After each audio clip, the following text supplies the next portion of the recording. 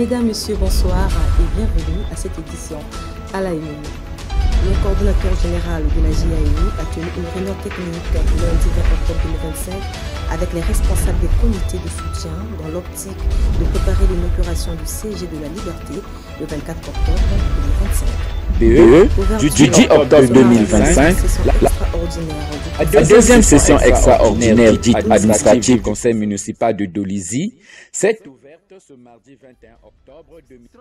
A commencé ses actions caritatives par les dons symboliques.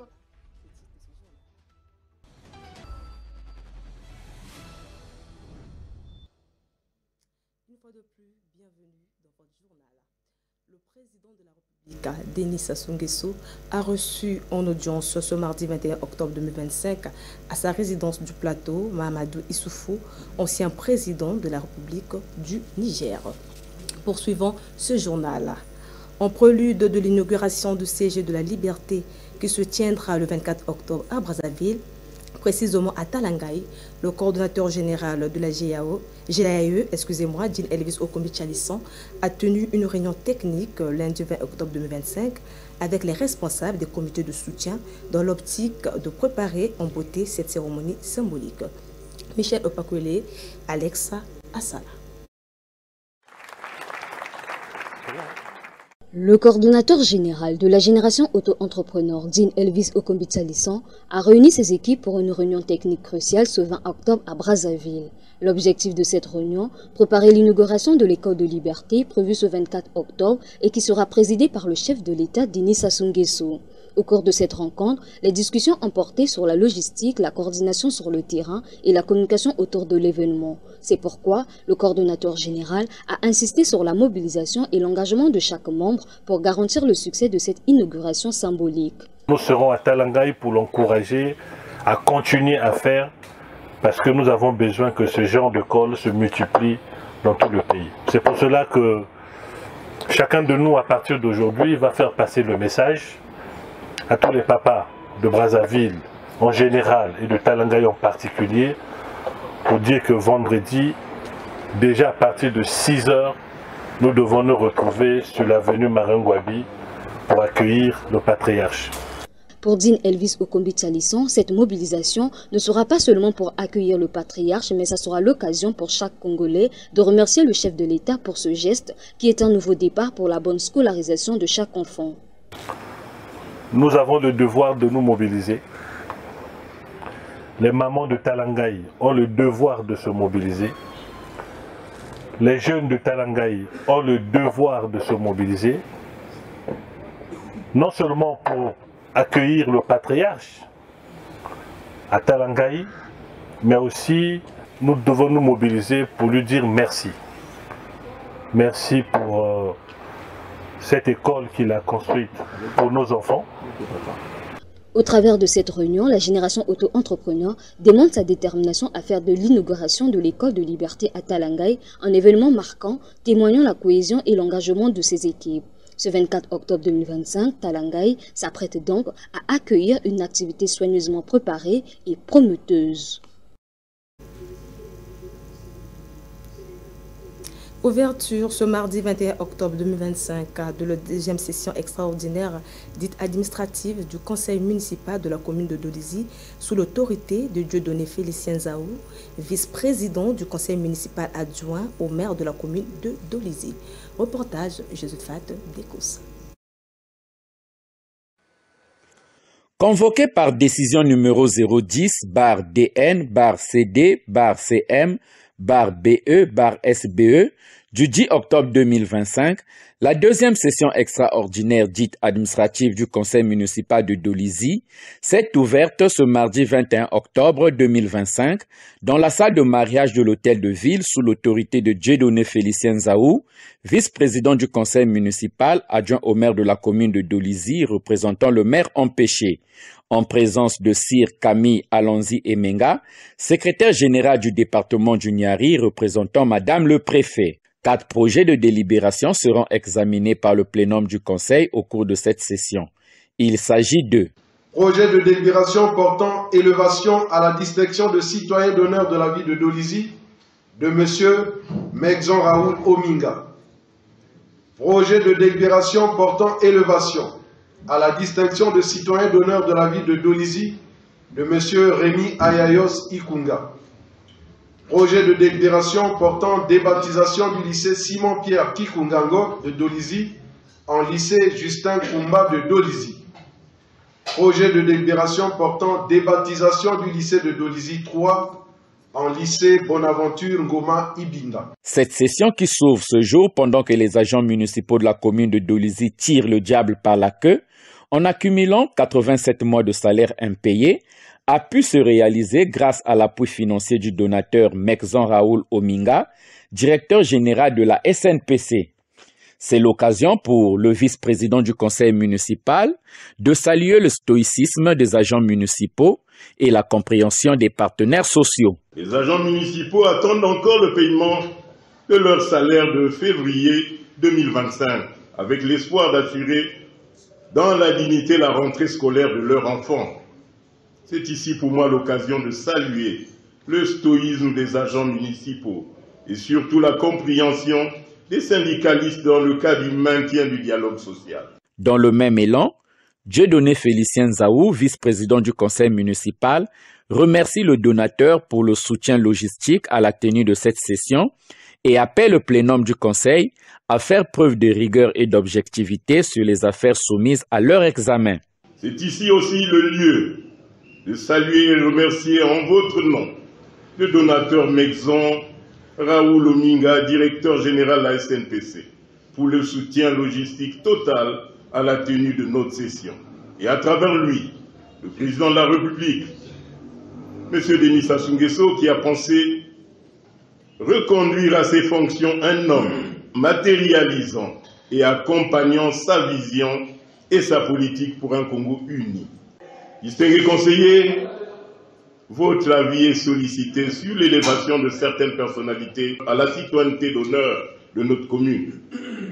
La débaptisation de certains bâtiments publics tels que voulus par la loi se trouve être de notre responsabilité. Alors, examinons avec la rigueur et l'objectivité que nous avons toujours reconnus les dossiers à vous soumis. Cette deuxième session extraordinaire dite administrative du conseil municipal de Dolisie qui s'ouvre ce mardi 21 octobre connaîtra son épilogue le jeudi 23 octobre 2025. L'association Les Amis du Jeune Maître, conduite par son président Ruben Ebis alias Jeune Maître, entreprend présentement une série de descentes dans certains établissements scolaires et au quartier Ngoko de Ouesso, où il a fait un don de kits scolaires aux enfants orphelins. Blaise Ebika pour ce reportage. L'association Les Amis du Jeune Maître, présidée par Ruben Ebis, alias le Jeune Maître, a commencé ses actions caritatives par les dons symboliques constitués de cartons de boîtes de craie remis à l'ensemble des établissements scolaires implantés à Ouesso. Partout où le Jeune Maître est passé, il a été accueilli par les SAP administratifs conduits par leurs chefs d'établissement respectifs et les jeunes élèves très enthousiastes. Ruben Ebis a décliné la philosophie de son geste de cœur.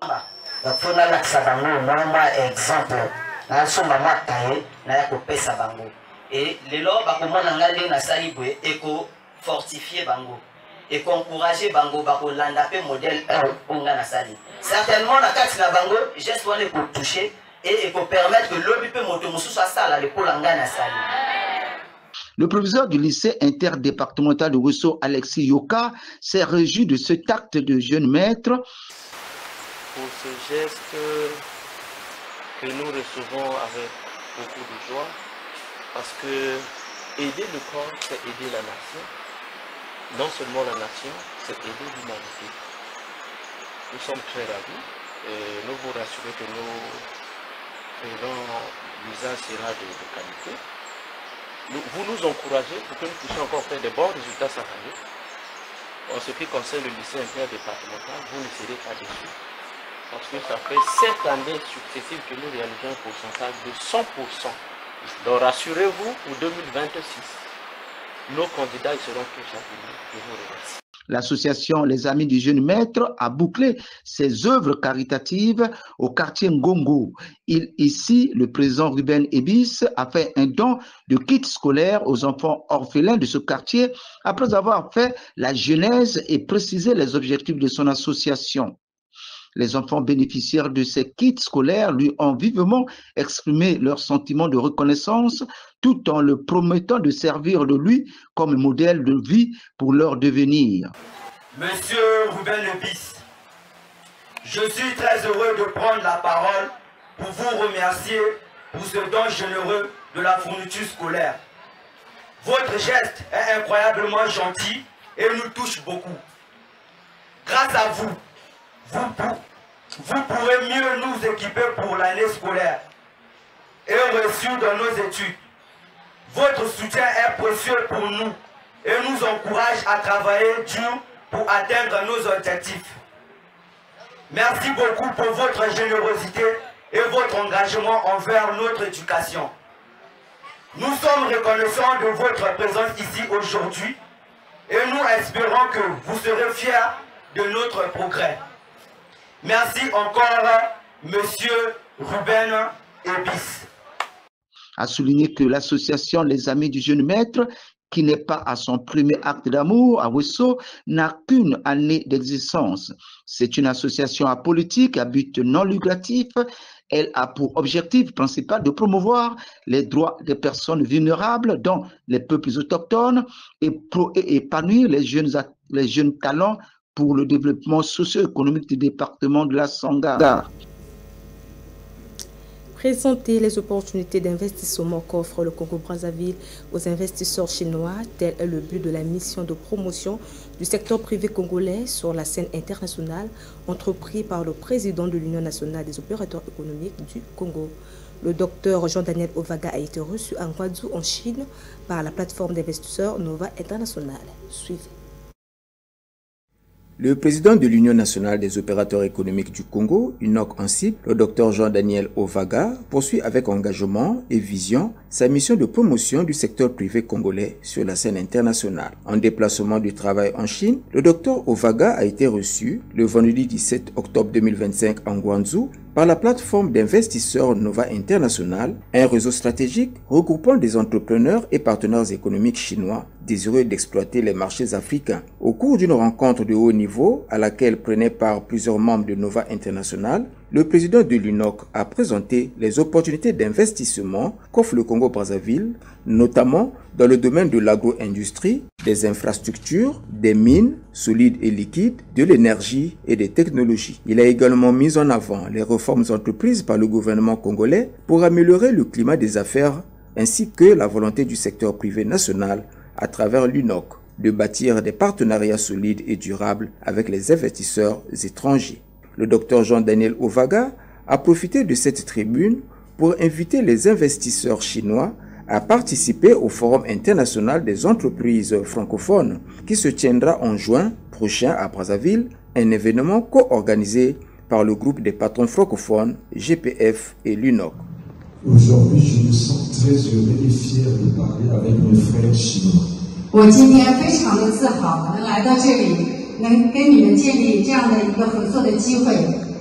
Projetons-nous dans le futur, voyons dans le futur. En 2050, les années 2050, l'Afrique aura 2,5 milliards d'habitants. Ça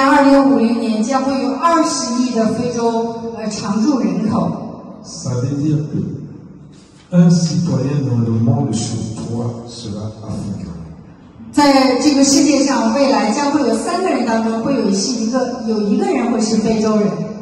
C'est ça le futur. Ce forum constituera une plateforme privilégiée d'échanges, d'innovation et d'opportunités pour les acteurs économiques du monde francophone autour d'un objectif commun, faire du Congo un pôle attractif pour les investissements et la coopération internationale. Par cette initiative, le Dr Jean-Daniel Ovaga réaffirme la place de l'UNOC comme acteur clé du développement économique et l'ouverture internationale du Congo-Brazzaville. Une démarche saluée qui illustre la vision d'un Congo entreprenant tourné vers l'avenir et ouvert sur le monde.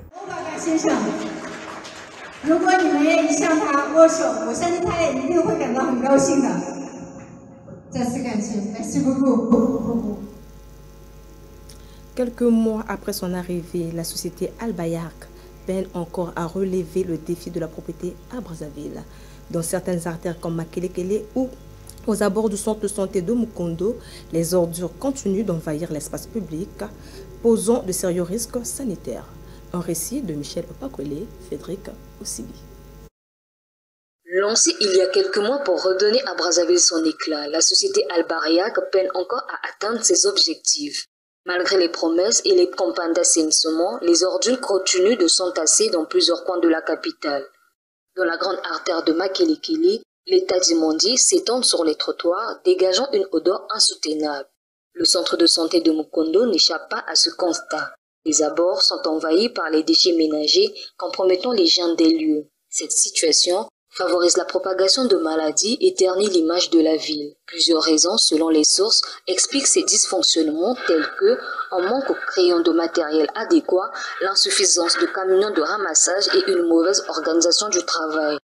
Le système de gestion des déchets semble s'essouffler et les efforts d'Albayak apparaissent désordonnés, loin de l'efficacité promise à son lancement. Face à cette réalité, il est urgent que le gouvernement renforce le contrôle du travail de la société et apporte un appui logistique et financier plus conséquent. La propriété de Brazzaville ne doit pas être une promesse non tenue, mais une priorité nationale. Car, au-delà de l'esthétique, c'est la santé publique et l'image même de la capitale qui sont en jeu.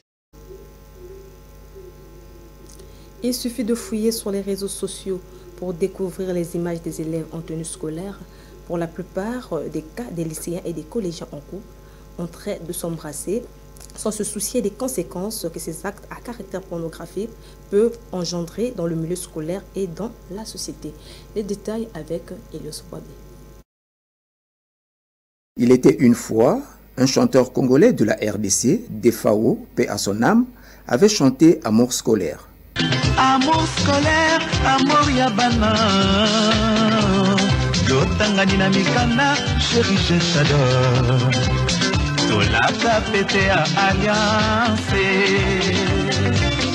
Une chanson qui peignait le début d'une relation amoureuse prometteur, quoique 20 ans plus tard, avec l'avènement et la terrible puissance des réseaux sociaux, force est de constater que des posts mettant en lumière des images des élèves en tenue scolaire en train de s'embrasser, sans se soucier de qui va regarder ces images et quelle sera la conséquence immédiate de celles-ci sur la morale et l'éducation proprement dite du pays, circulent librement. On aurait dit, ou bien compris sans sourciller, que le système éducatif congolais vient de subir une évasion des virus, que même les antivirus réactualisés n'auraient aucun effet.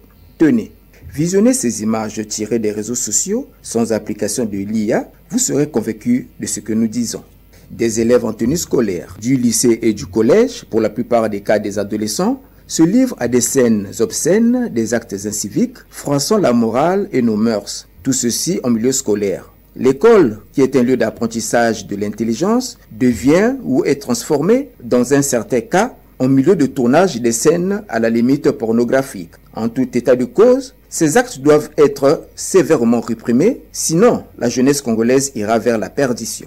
On s'étonne tous du manque de réaction des autorités, tous azimuts, en charge de l'éducation, sauf si nous n'avons pas cette information. Le souhait serait de sévir maintenant avant d'enregistrer le pire dans nos établissements scolaires.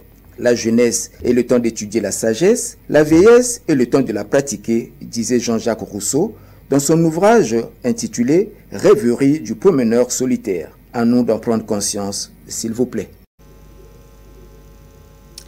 Page noire dans ce journal.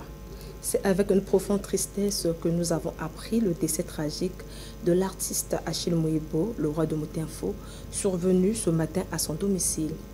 Un talent s'en est allé, laissant derrière lui un vide immense dans le cœur de ses proches et de tous ceux qui appréciaient sa musique. À l'échelle internationale, la Côte d'Ivoire aborde l'élection présidentielle. 8,7 millions d'électeurs sont appelés à élire leur président le samedi 25 octobre 2025. 5 présidents restent en course malgré que le climat reste tendu. Suivez.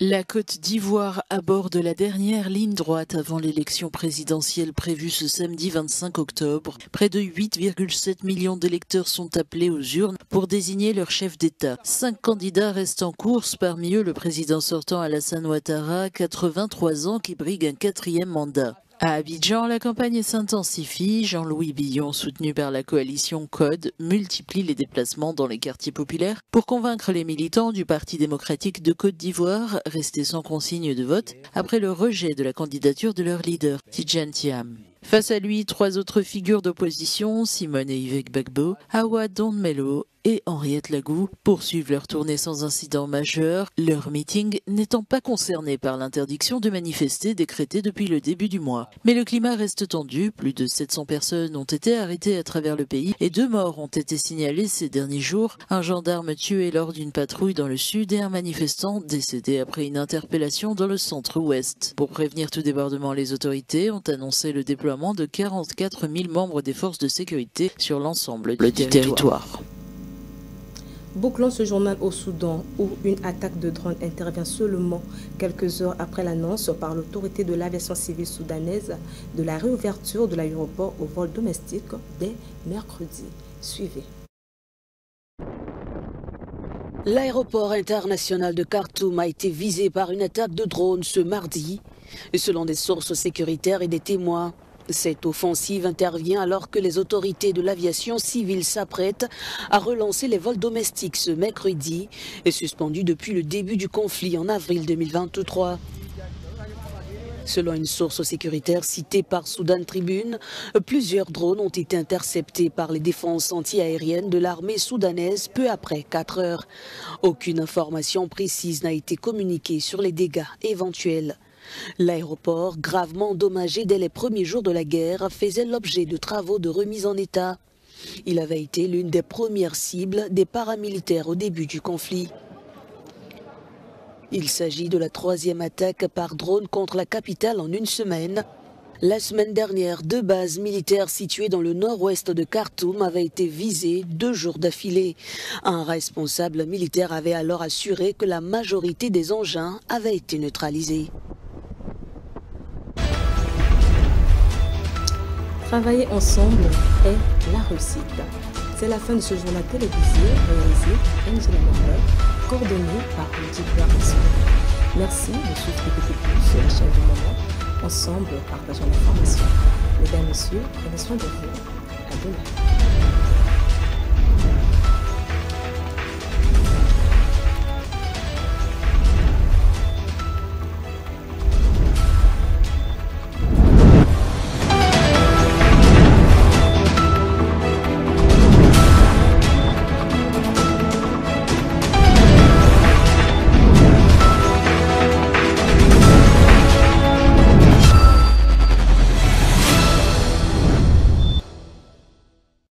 Okay.